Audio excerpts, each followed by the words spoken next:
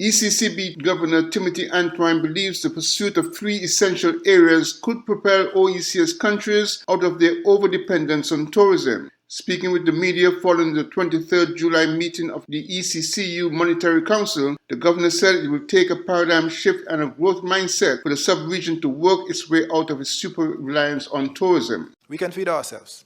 And that's why you will see the mention made of cutting the food import bill by 25% over the next 3 years.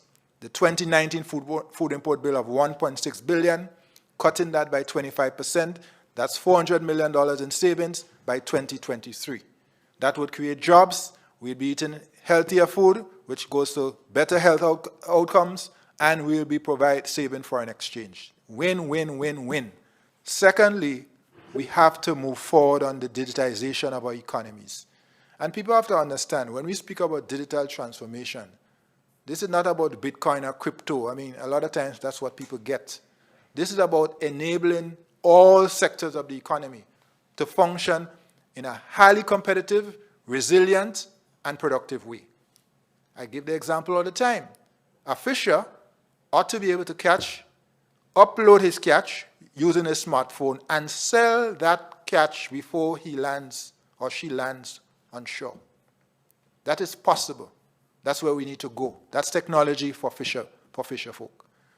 If you take it to farming, aquaponics, hydroponics, where you can use technology in these shade houses, in these greenhouse arrangements, to actually prepare and produce crops without the vagaries of pests and diseases and climate, and have these delivered to market on time and in sufficient quantities and with the reliability that is demanded by the hotels or by the supermarkets.